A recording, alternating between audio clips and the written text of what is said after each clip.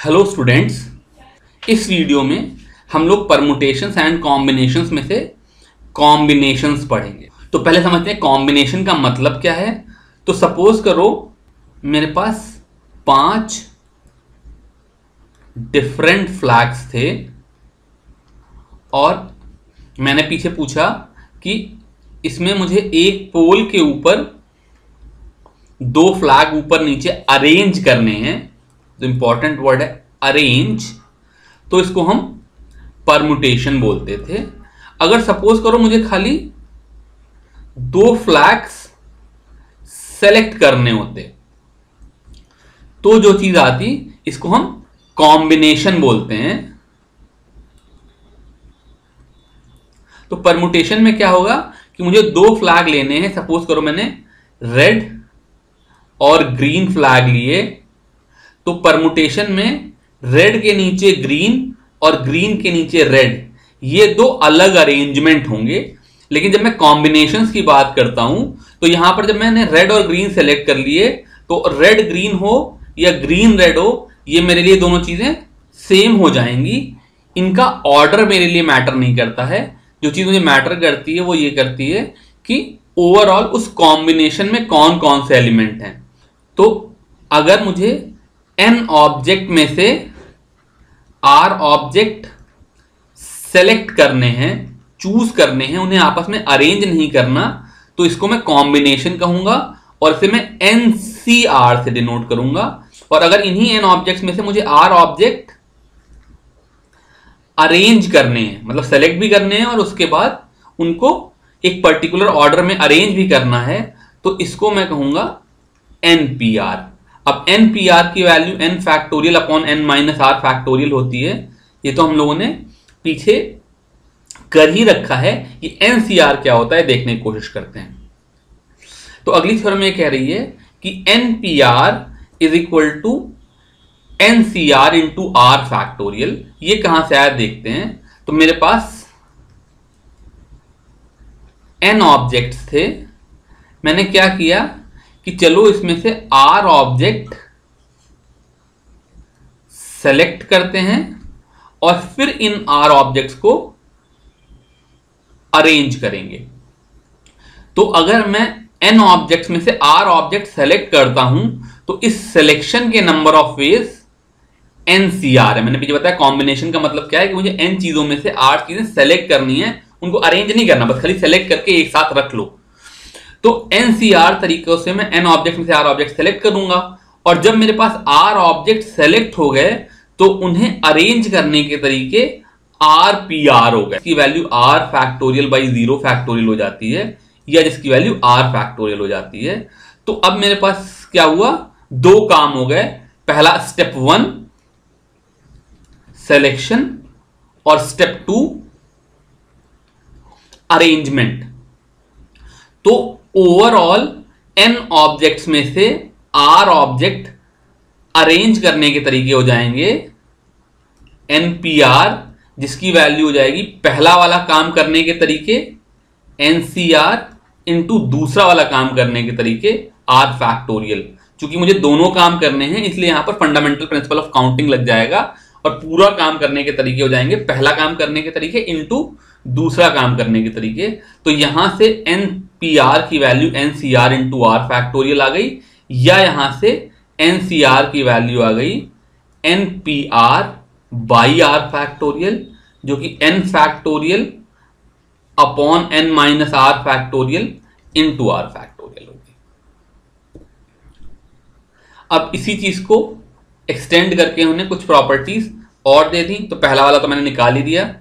दूसरी चीज कह रहे हैं NCN माइनस R, यानी कि मुझे n ऑब्जेक्ट में से n minus R object select करने हैं। तो इसकी वैल्यू कितनी हो जाएगी, n factorial upon R factorial की जगह पर n minus R factorial, because यहां पर नीचे n माइनस R है, और n माइनस R की जगह पर n minus R factorial, because यहां पर R की जगह पर n माइनस R आ गया है। पर ये जो नंबर आया n माइनस R, ये R ही हो गया।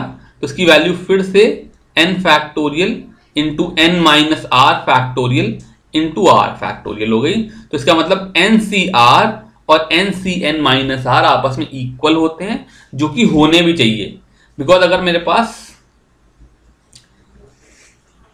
n ऑब्जेक्ट हैं और मैंने उनमें से r ऑब्जेक्ट सेलेक्ट करके एक साथ रख लिए, तो इसका मतलब मैंने n minus R object select करके दूसरी तरफ रख ली। बिकॉज मेरे पास 10 चीजें हैं, उनमें से 4 एक साथ रख लूंगा तो दूसरी तरफ 6 और एक साथ हो जाएंगी। तो जितने तरीके 10 में से 4 चीजें सेलेक्ट करने के होंगे, उतने ही तरीके 10 में से 6 चीजें सेलेक्ट करने के होंगे। उसके बाद इसका एक स्पेशल केस कर लिया जहां पर r की वैल्यू 0 हो, तो NCN will be equal to NC0, इसकी value n factorial by r की जगह पर 0 फैक्टोरियल इंटू n फैक्टोरियल जाएगी, ये कैंसिल हो जाएगा, इसकी वैल्यू 1 हो जाएगी। अगली बात कह रहा है अगर NCA is equal to NCB लिखा हो तो either A equal to B, अगर A और B इक्वल हो तो सेम ही बात है, और A plus B equal to N। एक और ये थ्योरम है, ये कहती है NCR plus NCR minus 1 is equal to N plus 1 CR। इसे मुझे प्रूव करना पड़ेगा। तो यहां पर मैं लेफ्ट हैंड साइड से शुरू करता हूं। NCR का मतलब है n में से r चीजें सेलेक्ट करना, जो कि n factorial into n minus R factorial into r factorial है, और NCR माइनस 1 का मतलब हो गया n में से r माइनस 1 चीज सेलेक्ट करना, तो n factorial upon n minus r plus 1 factorial हो जाएगा, और यहां पर r माइनस 1 फैक्टोरियल हो जाएगा। अब यहां पर न्यूमरेटर में n फैक्टोरियल तो मैं कॉमन ले ही सकता हूं। डिनोमिनेटर में मुझे क्या चीज चाहिए, एक तो r फैक्टोरियल चाहिए, तो दोनों साइड से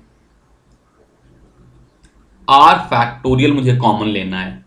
तो यहां पर तो मेरे पास r फैक्टोरियल है, यहां पर r फैक्टोरियल नहीं है, इसलिए ऊपर r से मल्टीप्लाई करके r से डिवाइड कर दिया और ये टर्म r फैक्टोरियल बन गया। दूसरी चीज जो मुझे यहां पे चाहिए होगी वो n plus 1 minus r factorial चाहिए होगी, तो मैंने वो भी कॉमन ले लिया। तो यहां पर तो n plus 1 minus r factorial है, यहां पर नहीं है, तो यहां पर मैंने क्या किया, n प्लस 1 माइनस r से दोनों तरफ मल्टीप्लाई और डिवाइड कर लिया। तो बेसिकली मैंने क्या किया कि ये टर्म चूंकि मुझे बनाना था, इसलिए मैंने पहले टर्म में न्यूमरेटर और डिनोमिनेटर को n प्लस 1 माइनस r से मल्टीप्लाई और डिवाइड कर लिया, ताकि ये वाला टर्म मिलकर के n plus 1 minus r into n minus r factorial मिलकर के n प्लस 1 माइनस r का फैक्टोरियल हो जाए, और इधर सेकेंड वाले टर्म में न्यूमरेटर और डिनोमिनेटर दोनों को r से डिवाइड कर दिया, ताकि r minus 1 factorial into r ये r फैक्टोरियल हो जाए। और अब मैंने डिनोमिनेटर में से n plus 1 minus r factorial into r factorial common ले लिया। यहां पर मेरे पास n प्लस 1 माइनस r बचा और प्लस r बचा, ये दोनों कैंसिल हो गए। इसका मतलब मेरे पास n plus 1 into n factorial upon n plus 1 minus r factorial into r factorial हो गया।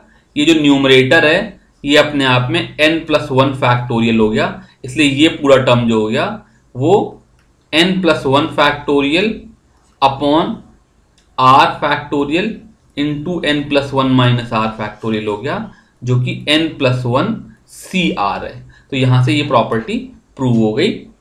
अब चलो इन प्रॉपर्टीज को यूज करके थोड़ा सा एग्जांपल कर लेते हैं। तो यहां पर इन्होंने कहा if NC9 is equal to NC8 then find NC17।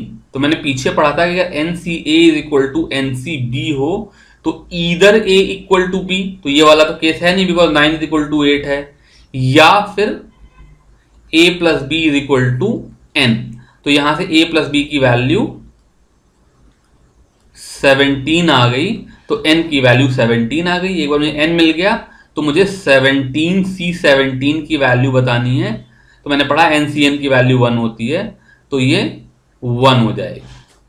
इस एग्जाम्पल में कह रहे हैं कि committee of 3 persons is to be constituted from a group of 2 men and 3 women। In how many ways can this be done. तो 2 part है, पहले वाला पार्ट करते हैं फिर दूसरा वाला पार्ट उसके बाद करते हैं। तो ओवरऑल मेरे पास क्या है, जो सेलेक्ट करने के लिए 2 मेन और 3 वुमेन का ग्रुप है, यानी कि बेसिकली मेरे पास 5 पर्सन्स हैं, और पार्ट 1 के लिए मुझे इन 5 लोगों में से कोई 3 लोग सेलेक्ट करने हैं। तो इसके number of way simply 5c3 हो जाएंगे, जो कि 5 factorial by 3 factorial into 2 factorial हो जाएगा। जैसे मैंने फैक्टोरियल पहले किया था, इसको मैं 5 इंटू 4 कर दूंगा और ये 10 हो जाएगा। दूसरा वाला जो पार्ट है, इसमें इन्होंने मेरे ऊपर कंस्ट्रेंट लगा दिया। मुझे इन 5 में से कोई 3 लोग तो सेलेक्ट करने हैं, लेकिन कंस्ट्रेंट क्या है कि उन 3 लोगों में से 1 मैन और 2 वुमेन होनी चाहिए। तो इसका मतलब जो मेरे पास 2 मैन है, उनमें से मुझे 1 मैन चूज करना है, और जो मेरे पास 3 वुमेन है, उनमें से कोई 2 वुमेन चूज करनी है।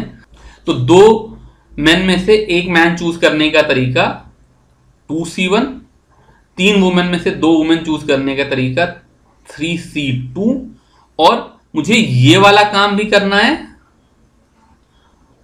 और ये वाला भी काम करना है। ये दोनों काम एंड से जुड़े हुए हैं, इसलिए इनको साथ साथ करने के तरीके इन दोनों का प्रोडक्ट हो जाएगा। Fundamental principle of counting. तो 2c1 की वैल्यू 2 हो जाती है, 3c2 की वैल्यू भी 3 ही हो जाती है उसी तरीके से, इसलिए इसका आंसर 6 हो जाएगा।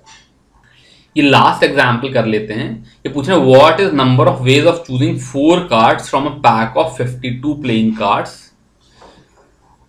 तो ये वाला क्वेश्चन तो बहुत ही सिंपल है, इसका आंसर 52c4 हो गया। मेरे पास 52 कार्ड्स हैं, उसमें से 4 कार्ड सेलेक्ट करने हैं, तो उसकी वैल्यू 52c4 हो गई, जिसकी वैल्यू आप चाहो तो 52 factorial into 4 factorial into 48 factorial करके कैलकुलेट कर सकते हो।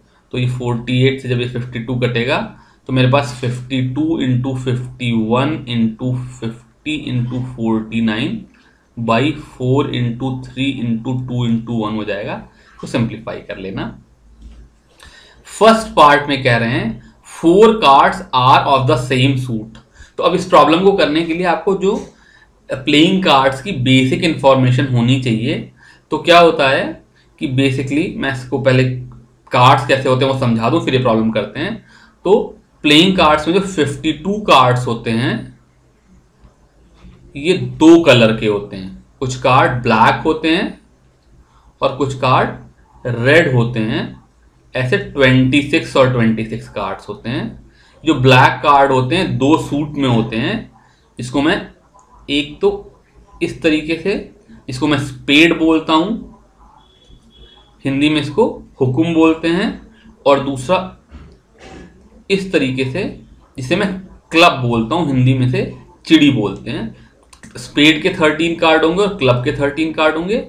रेड में ही ऐसे ही एक हर्ट जिसे हम लोग पान बोलते हैं, और दूसरा इस तरीके से डायमंड जिसे हम ईंट बोलते हैं। 13 कार्ड इस तरीके के होते हैं। ये चारों मेरे 4 सूट हैं। अब हर सूट में देखें तो A2 से लेकर के 10 तक के ये नंबर कार्ड होते हैं, और जैक, क्वीन और किंग ये 3 कार्ड होते हैं। इन्हें हम फेस कार्ड बोलते हैं बिकॉज इनके ऊपर वो फेस बना होता है। इस बेसिक इंफॉर्मेशन के साथ अब हम लोग ये प्रॉब्लम करना शुरू करते हैं। तो पहला पार्ट कह रहे हैं 4 cards are of the same suit. तो जब ये कह रहे हैं सेम सूट, तो उन्होंने बताया नहीं कि क्या वो डायमंड होंगे या हर्ट होंगे या क्लब होंगे या स्पेड होंगे। तो विच सूट, ये चीज सेलेक्ट करने के मेरे पास 4 ऑप्शन है। कौन सा सूट लूं, ये 4 ऑप्शन है। एक बार जब मैंने सेलेक्ट कर लिया कि मुझे ये वाला सूट चूज करना है, तो मुझे 4 कार्ड्स आउट ऑफ 13 चूज करने। एक बार तो पहले मुझे ये डिसाइड करना है कि मुझे कौन सा सूट चूज करना है। तो 4 में से कोई एक चूज करना है, उसका 4 तरीके हो गए।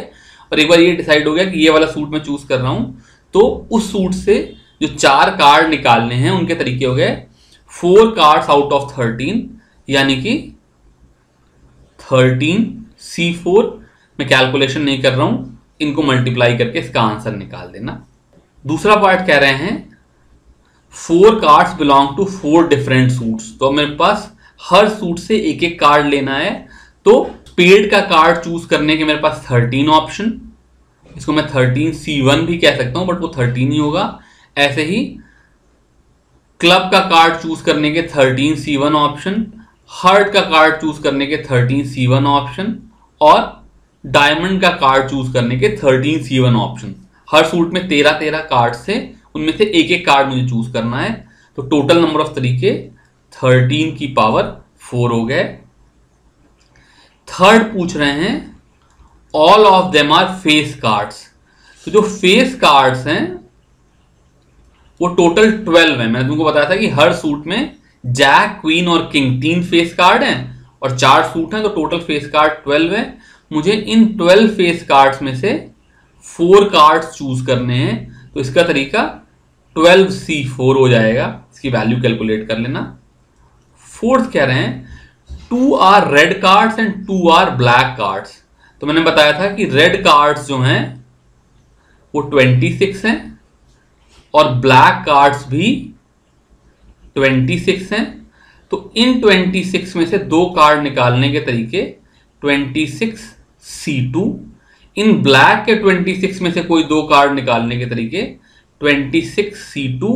अब मुझे रेड में से 2 कार्ड भी निकालने हैं और ब्लैक में से भी 2 कार्ड निकालने हैं, जो कि दोनों काम साथ साथ करना है। इसलिए total number of ways of doing it will be पहला काम करने के तरीके इनटू दूसरा काम करने के तरीके।